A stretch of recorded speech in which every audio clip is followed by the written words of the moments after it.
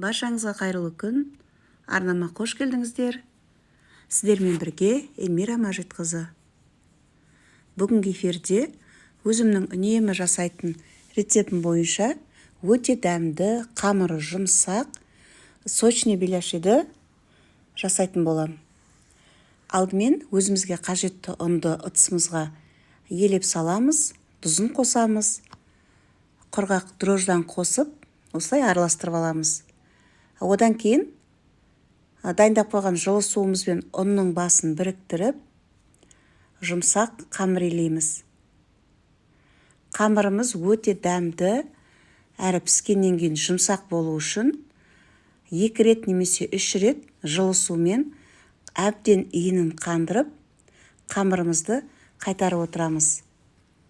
Өзім үнемі осы рецепті пайдаланам. Артық көп зат қоспайсыздар, тұз бен сухой дрожж болса, осындай өте дәмді қамырды ашытуға болады. Қамырымыз әбден көтерілгенге дейін қоя тұрамыз. Оған дейін арасына салатын салмасын дайындаймыз. Мендегі тартылған сиыр еті, ұсақтап туралған жуаны қосып, татымына қарай тұзын, қара бұрышын қосып, бір келкі етіп араластырып дайындап аламыз.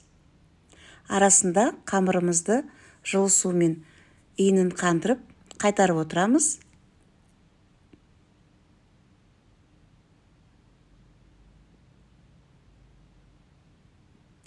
Енді қамырымыз міне ашыды, ұзыншалап алып, бірнеше бөлікке, бірдей бөлікке бөліп алып, одан кейін кішкене сұйық майды жағып, барлығын әбден осылай дөңгелетіп дайындап алдым.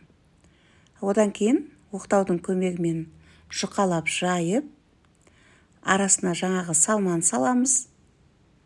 Салмасын салып, жан-жағын әдемілеп бүріп, барлығын дайындап алдым. Менде піскен картоп бар екен, картопкаде жуаны, татымнары, тұзын, қара бұрышын қосып, пирожки дайындап алдым. Міне, дайын болғаннан кейінгі беляши мен пирожки. Одан кейін майымызды табаға қыздырып қоямыз. Әбден қызып тұрған майға беляшиді, пирожкиді салып, екі жағын осылай аударып отырып, барлығын қызартып, пісіріп алдым.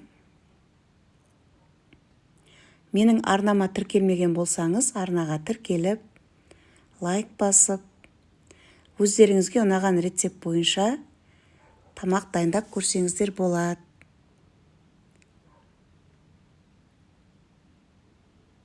Міне шайға өте ыссы, жұмсақ және дәмді пирожки мен беляшиіміз дайын.